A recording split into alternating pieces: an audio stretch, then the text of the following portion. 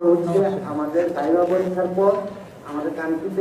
ছাত্ররা এই পরীক্ষা কার্যক্রম পরিচালনা করেছে। আমরা আশা করি কিন্তু আমরা বলতে চাই যে বাংলাদেশ পুলিশে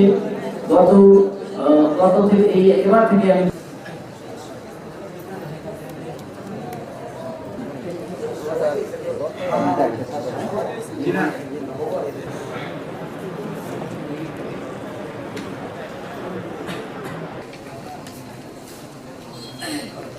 ছিচল্লিশ 10 800